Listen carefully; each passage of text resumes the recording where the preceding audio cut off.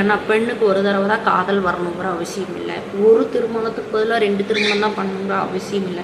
கணவன் சரியில்லை, வெளியில் வந்துட்டேன், நான் இன்னொரு திருமணம் பண்ணிக்கிறேன், அவர் என்னை காப்பாற்றுறேன்னு சொல்லி சொன்னார் அப்படின்னு சொல்லி அவன் ஏமாற்றும் பட்சத்துக்கு கடைசியில் பெரியவங்களாக பார்த்து, இல்லைப்பா இவங்க 2 பேரும் இப்படி உனக்கு ஒரு இதாகிட்டாங்க, நாங்கள் வேணால் இந்த பையனை பார்த்துருக்குறோம், செட் ஆச்சுன்னா பாரு அப்படின்னு சொல்லி சொன்னால் விரும்பினா மனம் பண்ணிக்குங்க, இல்லைன்னா விட்டுருங்க.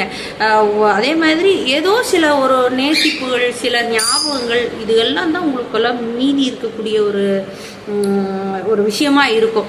இது சொல்றதுக்கு சின்னதாக இருக்கும் சரியா. சில நினைவுகள் நம்மளை ஆறுதல் படுத்தி கொண்டு போயிடும். இதில் மெயினான ஒரு விஷயம் என்னென்னா, நீங்கள் பலம் பெற்று இருந்தால் மட்டுமே, மனதளவிலோ உடல் அளவிலோ, அப்படி இல்லை அப்படிங்கிற பட்சத்துக்கு என்ன சொல்கிறது, ஒரு விதை சேத்துல விழுந்தா அதை முளைக்கும் சரியா. ஒரு தின்பண்டம் சேத்துல விழுந்துச்சுன்னா அது முளைக்காது, அது அழுகி நாரி பக்கத்தில் யாரும் போக முடியாத அளவுக்கு அசிங்கத்தை கொண்டு வந்துடும்.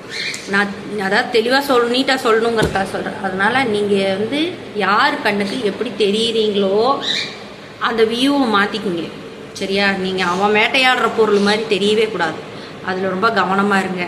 அதே சமயம் யதார்த்தங்கிற பேரில் ரொம்ப பேசுறதுக்கு போயிடாதீங்க. ஏன்னா நம்மளை சுற்றி என்ன மாதிரி கான்டாக்ட் பண்ணுறாங்க அப்படிங்கிறது நம்மளுக்கு தெரியறதில்ல. கவனம் கவனம்.